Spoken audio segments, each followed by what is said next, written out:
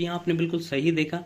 Thumbnail में 5009 post आने वाली हैं फार्मासिस्ट की, ये आप देख सकते हैं नोटिफिकेशन में। तो इस वीडियो में कंप्लीट डिस्कस करेंगे कि कितनी वैकेंसी है, किस पोस्ट पर कितनी वैकेंसी है, क्वालिफिकेशन क्या रहने वाली है, क्या बी फॉर्म वाले अप्लाई कर सकते हैं कि नहीं कर सकते। जैसा कि हम देख रहे हैं सभी वैकेंसीज में बी फॉर्म वालों को साइडलाइन कर दिया है। सैलरी क्या मिलेगी, फाइनली क्या ऑल इंडिया कैंडिडेट अप्लाई कर पाएंगे कि नहीं कर पाएंगे। तो चलिए इस वीडियो में डिस्कस करेंगे, बट उससे पहले यदि अपने चैनल को सब्सक्राइब नहीं किया है तो चैनल को सब्सक्राइब कर लीजिए, सो दैट आपको जो भी इंपॉर्टेंट इन्फॉर्मेशन है वो मिलती रहे।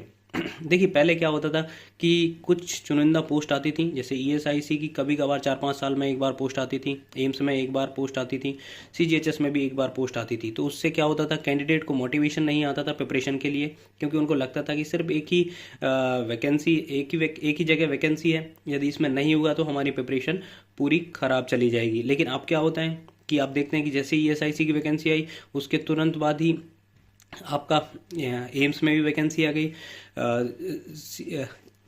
सफदरजंग में भी वैकेंसी आ गई, आपके यहाँ पे एसजीपीजीआई में भी वैकेंसी आ गई, और जो भी कुछ पोस्ट है जो आईआईटी वगैरह में भी निकली हुई हैं। तो एक हमारे पास प्रिपरेशन करने के लिए एक बहुत बड़ा मोटिवेशन है कि चलो ईएसआईसी में नहीं होगा तो नेक्स्ट किसी ऑर्गेनाइजेशन में हमारा सिलेक्शन हो जाएगा। तो उसी लाइन में आप देख सकते हैं ये नोटिफिकेशन आया हुआ है जहाँ पर 5009 पोस्ट सैंक्शन हुई हैं। ये बात करेंगे कि किस स्टेट में है, तो आप ये देख सकते हैं नोटिफिकेशन ये आया है उड़ीसा गवर्नमेंट की तरफ से, health and family welfare department. ये एक रेजोल्यूशन है जो कि आया था 20 नवंबर 2023 को, कल ही आया हुआ है। तो इस वीडियो में डिस्कस करेंगे इनने क्या किया है। सब्जेक्ट इसका आप मैं बता दूं आपको, reconstructing corresponding revision of pay structure of Orissa pharmacist service cadre of health family welfare department. तो इनने क्या किया है, जो एग्जिस्टिंग फार्मासिस्ट कैडर था उसको रिमूव कर दिया है या उसको रिवाइज कर दिया है। यहाँ पर आप देख सकते हैं जो पहले कैडर था इसमें क्या था कि आप जब एंट्री करेंगे तो आप फार्मासिस्ट बनेंगे, फिर सीनियर फार्मासिस्ट बनेंगे, फिर चीफ फार्मासिस्ट बनेंगे, प्रमोट होके फिर बनेंगे असिस्टेंट डायरेक्टर। अब इनने क्या किया, इसको रिवाइज कर दिया, ये आप देख सकते हैं रिकंस्ट्रक्टेड। यहाँ पर सबसे पहले आपकी जो एंट्री होगी वो फार्मेसी ऑफिसर पे होगी इंस्टेड ऑफ फार्मासिस्ट। पहले आपको क्या बुलाया जाता था, फार्मासिस्ट बुलाया जाता था, बट अब क्या कर दिया उन्होंने, फार्मेसी ऑफिसर कर दिया, जो कि कुछ ही स्टेट ने किया है, जैसे कि राजस्थान ने किया है, पंजाब गवर्नमेंट ने किया है, आपका हरियाणा ने फार्मेसी ऑफिसर कर दिया। उसका पे जो है वो भी रिवाइज कर दिया। यहाँ पर आप देख सकते हैं इनने भी रिवाइज कर दिया फार्मेसी ऑफिसर। ये फार्मेसी ऑफिसर सुनने में भी अच्छा लगता है, जैसे आप कहीं पे भी जाते हैं वहाँ पे बताएंगे फार्मासिस्ट, तो वो समझते नहीं है, वो सिंपल यही कहते हैं कि दवाई बांटने वाला है। लेकिन ये उनने अभी बहुत अच्छा कर दिया कि फार्मेसी ऑफिसर कर दिया, जो कि अभी सेंट्रल में भी नहीं है। हम देखते हैं सेंट्रल का नोटिफिकेशन, तो उसमें क्या आता है, सिंपल फार्मासिस्ट आता है, और जब आप बनेंगे तो सीनियर फार्मासिस्ट बनेंगे, फिर फार्मासिस्ट के बाद चीफ फार्मासिस्ट, फिर जाके कहीं आप जब रिटायर होंगे तब फार्मेसी ऑफिसर बनते हैं। बट यहाँ पर आप क्या होगा कि आप डे 1 से ही फार्मेसी ऑफिसर कहलाएंगे, और इसका लेवल रहेगा लेवल 7।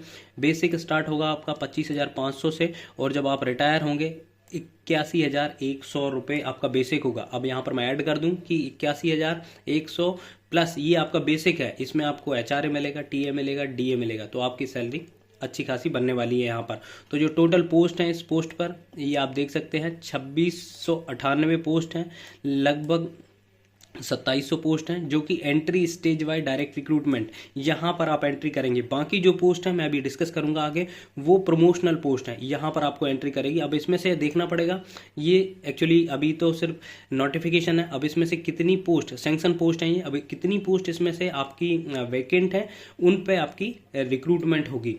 तो अब डिस्कस करते हैं। जैसे ही आप फार्मेसी ऑफिसर के बाद आप क्या बनेंगे, तो सीनियर फार्मेसी ऑफिसर लेवल 2 बनेंगे। जब आप 8 साल का जो सर्विस ड्यूरेशन हो जाएगा आपका फार्मेसी ऑफिसर पर, तब आपको ये बना देंगे सीनियर फार्मेसी ऑफिसर, जिसका रहेगा लेवल 9। बेसिक आपकी 35,400 रहेगी, और जब इस पोजीशन पे ही रिटायर होंगे तब। लेकिन ऐसा होता नहीं है, आप प्रमोशन लेते जाते हैं तो आपका जो है लेवल बढ़ता जाएगा, सैलरी भी बढ़ती जाएगी। लेकिन यदि आपने प्रमोशन नहीं लिया है, आप इसी पोस्ट पर रहने चाहते हैं, तो आपको 1,12,400 रुपये बेसिक मिलेगा जब आप रिटायर होंगे। तो इसकी टोटल पोस्ट है वो 1435 पोस्ट है। अब इनमें से जो 2600-2700 है, उनमें से 1435 को प्रमोट किया जाएगा 8 साल बाद।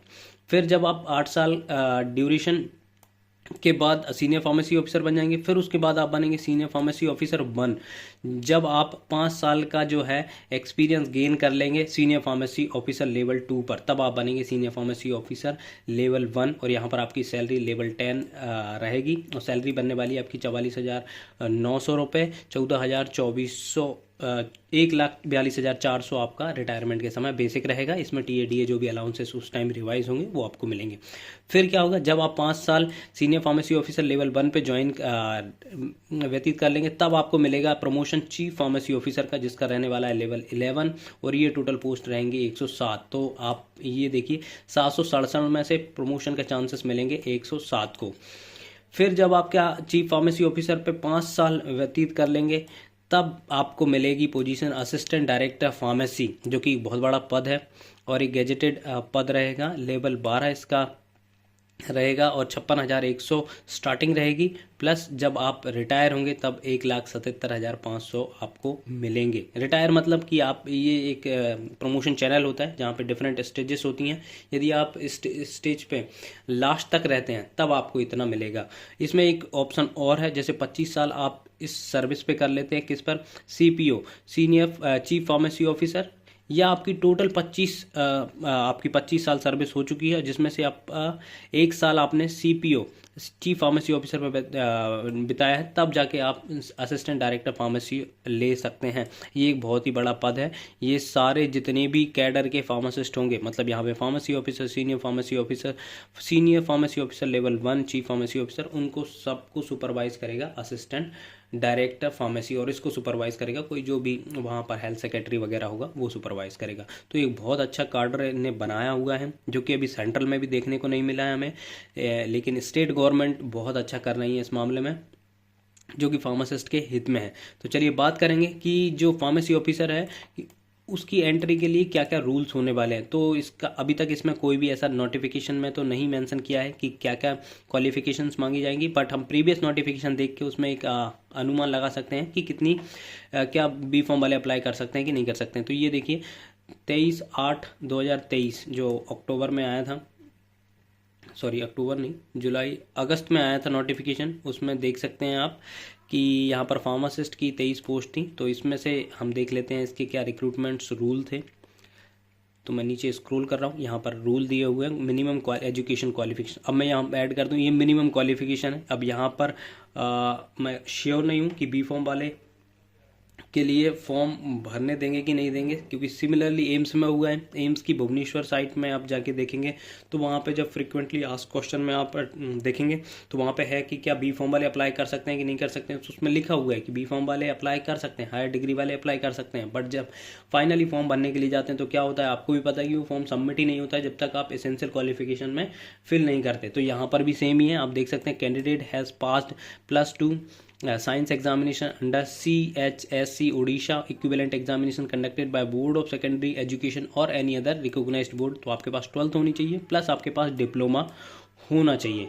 डिप्लोमा भी आपका जो PCI अप्रूव्ड कॉलेज से होना चाहिए, और आप रजिस्टर्ड होना चाहिए उड़ीसा फार्मेसी स्टेट काउंसिल में।